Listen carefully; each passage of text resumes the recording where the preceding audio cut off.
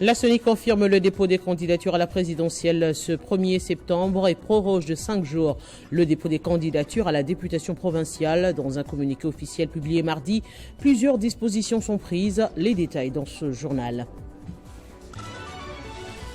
Restitution des conclusions des travaux du comité scientifique de l'Union nationale de la presse du Congo et remise officielle au ministre de la Communication et des Médias. L'occasion était belle pour Jean-Marie Kassamba d'exprimer ses ambitions de briguer la présidence nationale de cet organe.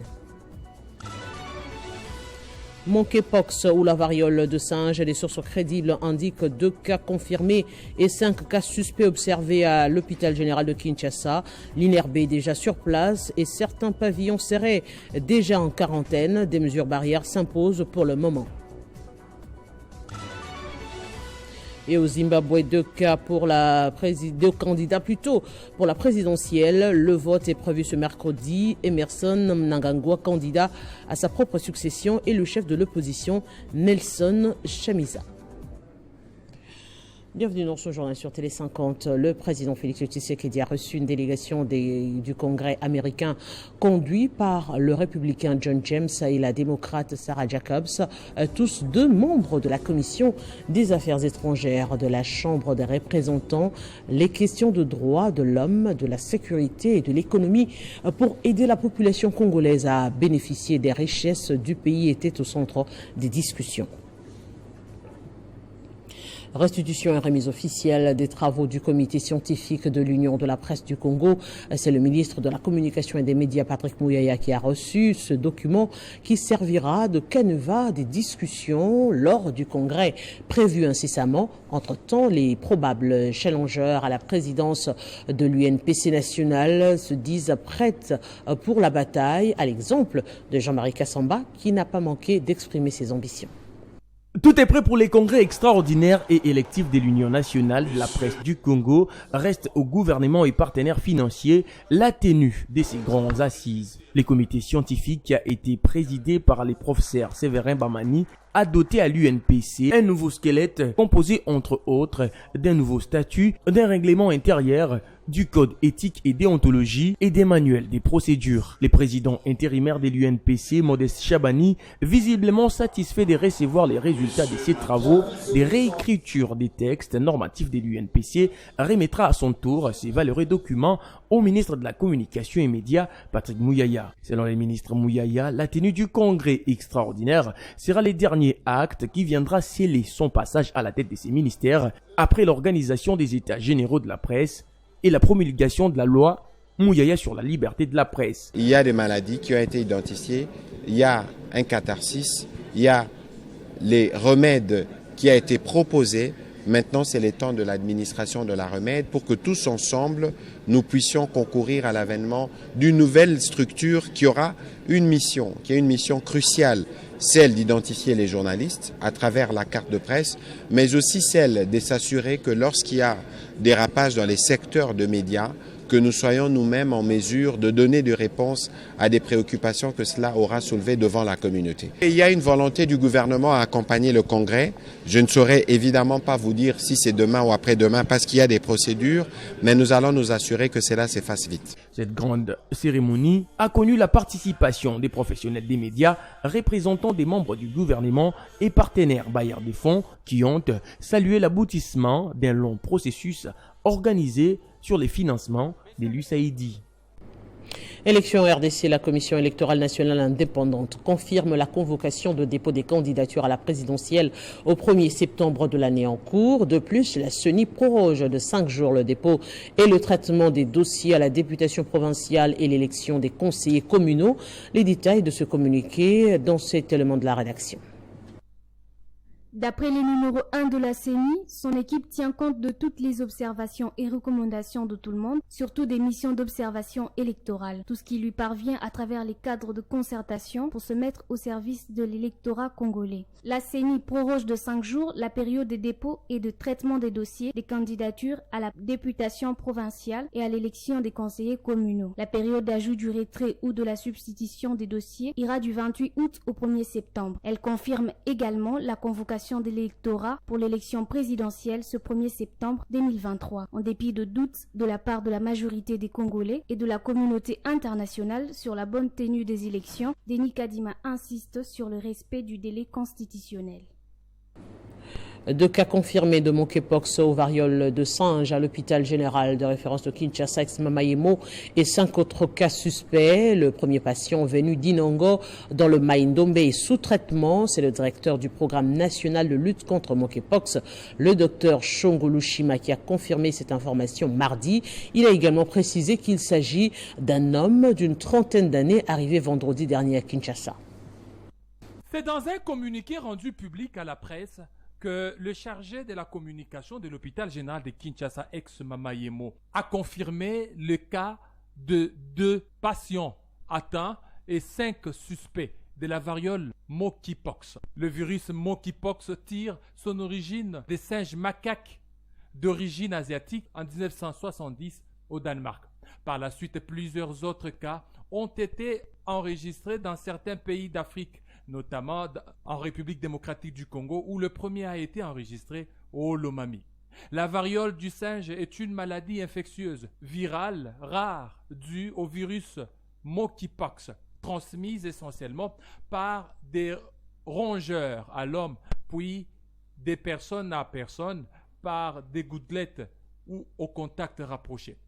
Elle se manifeste tout d'abord par la fièvre supérieure à 38 degrés, l'apparition de nombreux ganglions augmentés, des volumes et douloureux, de douleurs musculaires et de la fatigue, des maux de gorge et des douleurs lors de la dégustation sont possibles. Le ministre de la Santé et le gouverneur de la ville sont attendus à la primature pour discuter autour de cette maladie.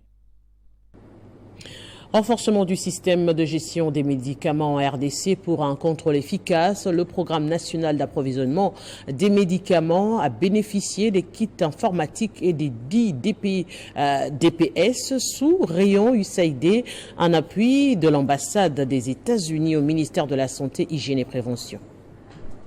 C'est dans le cadre de la couverture santé universelle que l'ambassade des États-Unis, à travers l'USAID, accompagne le ministère de la Santé en venant en appui au programme national d'approvisionnement des médicaments PNAM. Une intervention en renforçant cette structure PNAM en kit informatique pour être performant dans le système de gestion des médicaments dans notre pays. Vous savez que sans médicaments, on n'a pas de soins. Mais si on a des médicaments, ils doivent être ceux de qualité. Même leur système d'approvisionnement, le ministère est très regardant là-dedans.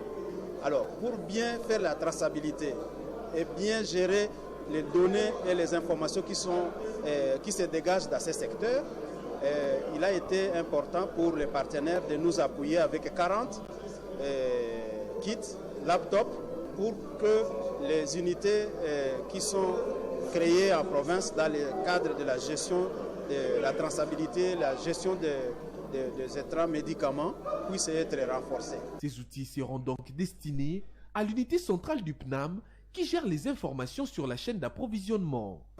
Il est constitué d'une équipe de 8 pharmaciens et de 5 informaticiens qui vont travailler pour suivre la situation sur l'ensemble du pays. Mais ces laptops sont destinés aussi, 3 pour chaque province, appuyés par l'USAID. Et l'USAID appuie dans notre pays globalement 10 provinces, ce qui fait que les provinces recevront 30 laptops. L'objectif est de doter à l'ensemble des provinces de la RDC les outils de travail susceptibles de les aider à être performants pour améliorer les indications liées aux médicaments dans notre pays. Parlons de la situation sécuritaire au pays. Au moins 23 civils ont été tués par les terroristes ADF au village des Lintumbe, Kisanga et Matuna en chefferie de Walé-Savon-Koutou en Ituri. Une attaque de trop, s'exclame l'opposition qui interpelle les autorités sur leur responsabilité. Un massacre qui survient alors qu'il règne une polémique autour de la levée ou non de l'état de siège. On écoute Prince Epenge, porte-parole de la Mouka.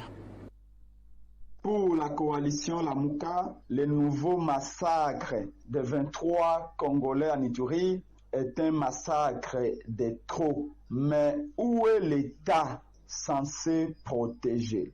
Que fait M. Félix Tshilombo, qui avait dit qu'il ne se sentirait président seulement les jours où il apportera la paix au Nord Kivu et en Ituri. Ça fait 4 ans qu'il est au sommet de l'État. En une seule journée, ce 21 août, 23 Congolais ont été arrachés à la vie.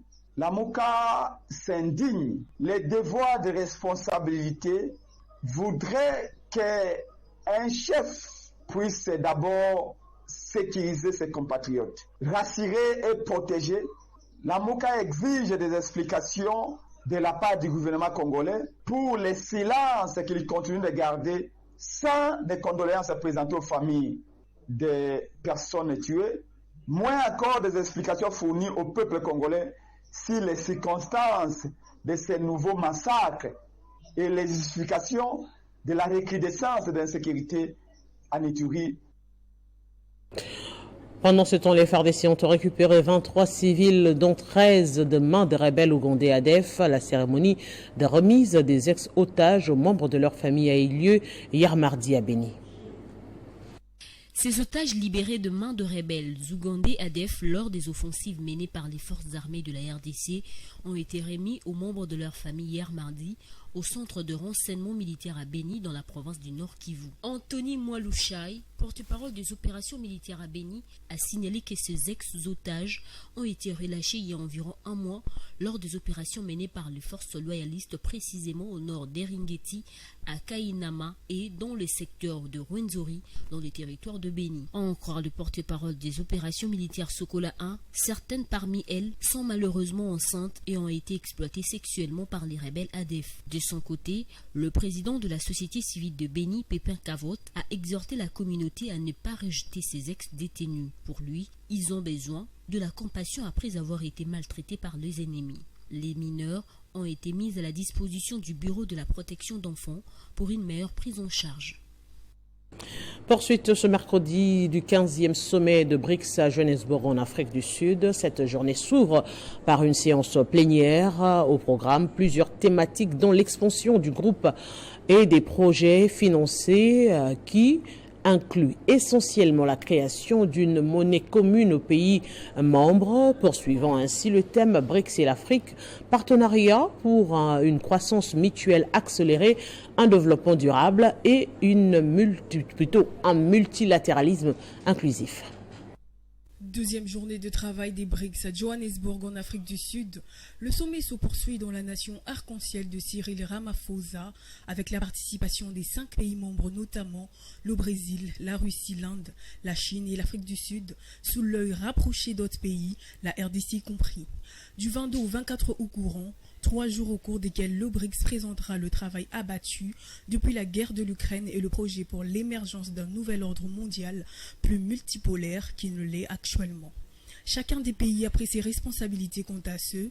Vladimir Poutine, le président russe, absent à cause de son mandat d'arrêt international, a mis un accent via un message enregistré sur l'importance de la nouvelle banque de développement alternative de BRICS à la Banque mondiale et son rôle pour concevoir une monnaie commune aux pays membres. La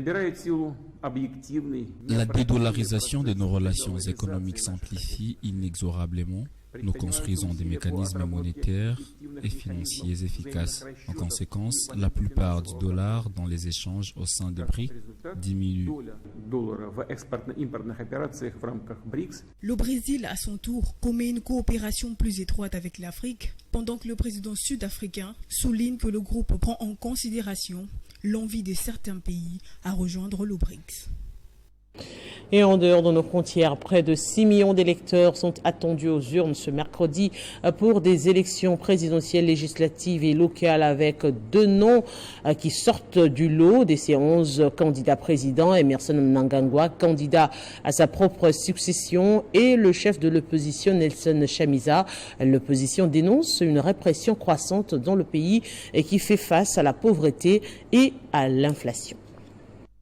6 millions d'électeurs sont appelés aux urnes ce mercredi pour les élections présidentielles, législatives et locales au Zimbabwe. 11 candidats sont en course pour la présidence. Le sortant Emerson Mnangagwa du parti au pouvoir ZANU-PF n'a pas proposé de programme électoral. Il affirme que le bilan de son parti est suffisant. Celui-ci est axé sur les infrastructures comme la construction d'écoles, d'autoroutes et des ponts. Selon le porte-parole du gouvernement, ces scrutins auront lieu dans un climat de paix. Il a ainsi demandé à chaque Zimbabwéen d'accepter le choix du peuple lors de la publication des résultats. Pour l'opposition, ces élections pourront être tendues. Il y a une semaine, 40 opposants ont été arrêtés par la police pendant un défilé de campagne dans une banlieue de la capitale Harare, accusés pour infraction à l'ordre public. Emerson Mnangagwa, président élu en 2018, candidat à 80 ans, le président sortant sera opposé à Nelson Chamisa, avocat et pasteur de 45 ans à la tête de la CCC. Et on revient au pays pour parler sport. Le go de la 29e édition du championnat national de football sera donné dans quelques heures à Kinshasa. Le FC Aigle du Congo fera ses premiers pas en Ligue 1 et au centre Kouraran-Pova en se mesurant à Maniema Union. Les deux matchs prévus en province risquent de ne pas se jouer puisque l'État a interdit toute activité sportive dans ses installations. La formule du championnat national serait la cause primordiale de ce climat morose. Une saison qui démarre sur fond d'incertitude, l'organisateur lance la 29e édition alors que la question sur la formule du championnat national n'avait pas convaincu toutes les parties, notamment une frange des dirigeants de clubs de football qui préconisaient la montée des 6 clubs pour que le championnat se joue en 3 zones, une proposition que le Condor n'a pas prise en compte. Si à Kinshasa, la Linafoot qui organise le championnat au nom et pour le compte de la FECOFA peut faire jouer ses matchs au centre Kouraran-Pova, ce ne sera peut-être pas le cas en province où l'État a interdit toutes les manifestations sportives dans ses installations puisque la commission de gestion n'a pas respecté l'article 59 de la loi 0011/023 avant de lancer son championnat. Les structures agréées délégataires de pouvoir doivent informer préalablement. On dit bien préalablement, c'est-à-dire c'est une obligation. Il faudra que le ministre se rende compte par rapport à l'information qui lui a été donnée que toutes les dispositions sont réunies et prises avant pour que le déroulement de cette activité se fasse sans problème et éviter tout ce qui pourrait être incident durant le déroulement du championnat ou d'une compétition sportive quelconque. J'ai jamais vu, moi je suis du cabas, je gère pratiquement les affaires sportives, tous les dossiers qui viennent, ça passe par moi, je vois. En tout cas, je ne me souviens pas avoir vu un document quelconque qui informe le ministre de l'organisation et qui transmet le règlement de la compétition. Lorsque on vous dit l'information c'est quoi? Cette décision du gouvernement congolais va hypothéquer la tenue du match Simba-Mazembe prévu au stade Dominique Diour alors que les Corbeaux étaient déjà prêts à en découdre avec les kamikazes. Les échos que j'ai eus, c'est que le championnat, ça ne se termine pas. Donc on demande en tout cas aux décideurs qu'ils fassent tout pour que ça aille cette fois-ci au bout parce qu'à la longue, ça risque de pénaliser le football congolais. Pendant ce temps, une épée de Damoclès est déjà sur le football congolais. La Fédération internationale de football association menace de sanctionner le Congo de toutes les compétitions en cas d'immixtion de la politique dans la gestion du football. Prenons le rappel des principaux titres. La CENI confirme le dépôt des candidatures à la présidentielle ce 1er septembre et proroge de 5 jours le dépôt des candidatures à la députation provinciale. Dans un communiqué officiel, plusieurs dispositions ont été prises et les détails, vous les avez eus dans ce journal. Restitution des conclusions des travaux du comité scientifique de l'Union nationale de la presse du Congo est remise au ministre de la Communication et des Médias. L'occasion était belle pour Jean-Marie Kassamba d'exprimer ses ambitions de briguer la présidence nationale de cet organe. Monkeypox ou la variole de singe, des sources crédibles indiquent 2 cas confirmés et 5 cas suspects observés à l'hôpital général de Kinshasa. L'INRB est déjà sur place et certains pavillons seraient déjà en quarantaine. Des mesures barrières s'imposent. Et au Zimbabwe, 2 candidats se démarquent de 11 pour la présidentielle. Le vote est prévu ce mercredi. Parmi ces candidats, on cite Emerson Mnangagwa, candidat à sa propre succession, et l'opposant Nelson Chamisa. Restez avec nous pour la suite du journal.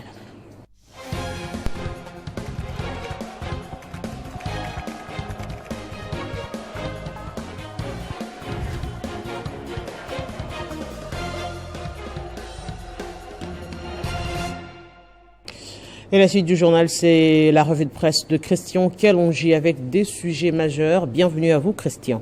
Merci Arlette Boutella, merci à tous ceux qui nous regardent depuis Bamako grâce à Télé 5 ans. Alors, à la une de votre revue de presse, Fortuna Bisselele acquitté. Eh bien, c'est un sujet qui défraie la chronique. Les commentaires vont dans tous les sens. Les gens sont en train de se poser la question sur ce que devient l'état de droit. Eh bien, nous sommes intéressés aux différents angles abordés par les journaux parus aujourd'hui. Arlette Boutella, vous allez le découvrir avec moi. Le cas, par exemple, de Jeune Afrique qui titre, comme vous pouvez le lire depuis la maison avec moi, Fortuna Bisselele acquitté par la justice congolaise. Eh bien, cet acquittement, Arlette, il faut le dire, lui a été accordé par le tribunal de grande instance de la Gombe, précise le journal. L'information a donc été confirmée à Jeune Afrique par l'un de ses avocats, Jean-Claude Moulingenia. Il est donc un homme libre de tout mouvement et lavé de tout grief, selon Radio de la Femme, qui s'intéresse également à ce sujet. Tous les faits qui lui étaient imputés ont donc été rejetés par la justice. Aucune infraction, Arlette, n'est plus retenue contre cet ancien collaborateur de Félix Antoine Tshisekedi, faute d'établissement des preuves solides. En son encontre a conclu le tribunal, souvenez-vous, qu'il venait de bénéficier d'une liberté provisoire il y a de cela quelques jours seulement. Actualité.cd qui revient sur le même sujet nous rappelle ici donc les griefs pour lesquels il était accusé. Il s'agit donc de l'atteinte à la sûreté de l'État et propagation des faux bruits. Eh bien, une question que je voudrais bien vous poser, l'état de droit se porte-t-il bien en RDC? Je crois que la réponse serait mieux que les juges nous le disent parce que et la population. La question quand même demeure et la population est mieux placée aussi pour faire le constat. Alors on va prendre le sommet de BRICS. La coalition tient à étendre son influence. C'est en tout cas l'intention qui anime les chefs d'État qui participent à ce grand rendez-vous d'échange. Le 15e sommet des BRICS qui s'est ouvert hier à Johannesburg connaît donc la participation de plusieurs invités, dont la République démocratique du Congo qui est représentée à ces assises par le Premier ministre Jean-Michel Samaloukonde. Les 5 membres de BRICS, à savoir le Brésil, l'Afrique du Sud, la Chine, l'Inde, sont représentés par leurs chefs d'État, excepté la Russie, rapporte Radio France Internationale. Vladimir Poutine a pris part à ces travaux par visioconférence depuis Moscou. Le chef du Kremlin a fustigé l'ONU tout en déplorant la crise des céréales. D'après France 24, ce sommet se penche donc aussi sur la question en rapport avec l'élargissement des BRICS et la possibilité de la mise en place, Arlette, d'une monnaie commune pour faire face au dollar. Il s'agit donc là d'une vraie bataille, ou si vous voulez, d'une guerre d'influence qui s'annonce sur la scène internationale. Grand merci à vous, Christian Kalonji, pour cette sélection. Je vous en prie, Arlette Boutella. Eh bien, vous l'avez compris, ce journal est complètement terminé. À tous, merci de l'avoir suivi.